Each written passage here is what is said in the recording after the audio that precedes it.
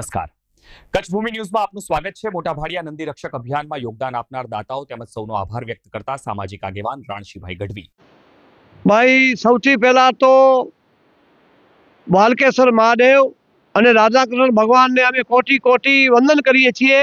અને સનાતન ધર્મ પ્રેમી ભાઈઓને જે મહેમાનો તેમજ આપણે 18 તારીખથી કરીને 22 તારીખ સુધી જે ભૂદેવો જે કથાકારો પ્રથમ દિવસે ભીમસેન શાસ્ત્રી, બપોર પછી ભાનુપ્રસાદ ગોર, પછી અશ્વિન શાસ્ત્રી, ધનેશ્વર જોશી, જીતુ દાદ, આપણા ભજની સમ્રાટ દેરાજભાઈ ગઢવી, અમારા મોટા ભાડિયા ગામનો ગૌરવ કહી શકીએ એવા શ્યામભાઈ હરિભાઈ ગઢવી તેમજ અન્ય સાધુ સંતો અને નામાંકિન વ્યક્તિઓ જેણે આ કાર્યમાં અમને પૂરેપૂરો સહયોગ આપ્યો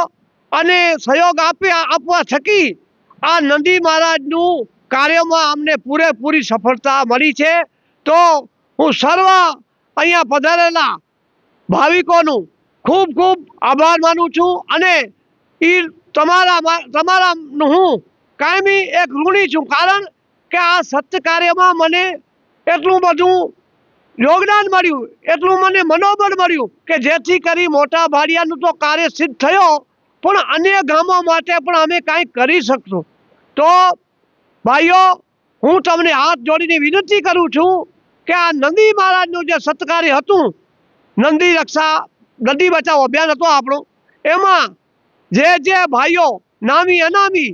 અમને યોગદાન આપ્યું એ બદલ અમો આખા પરિવાર, મોટા ભાડિયા ગામ, અમારા આઈકૃપા ગ્રુપ તેમજ અમારી સાથે જોડાયેલા માંગલિક પ્રસંગમાં જે ભાઈઓ છે એ બધા અમો તમારું ખૂબ ખૂબ આભાર માનીએ છીએ અને આવા કાર્ય માટે મા ભગવતી સોનલને પ્રાર્થના કરીએ છીએ કે મા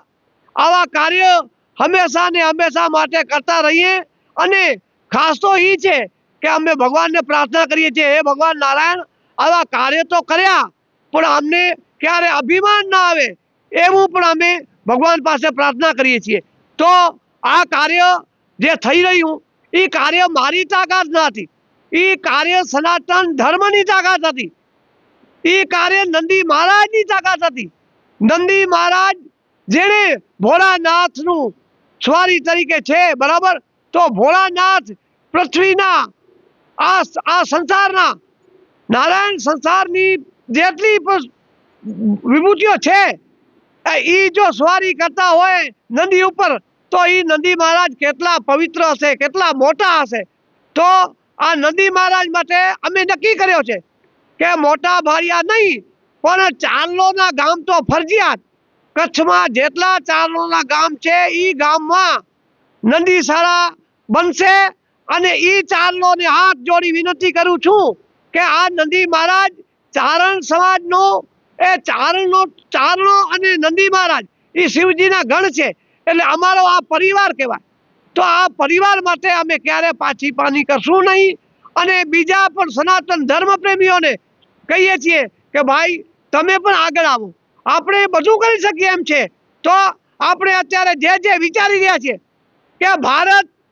વિશ્વગુરુ બની શકે, પણ વિશ્વગુરુ ક્યારે બની શકે?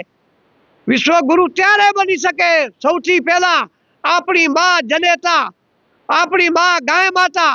આપણી માં ભારત માતા,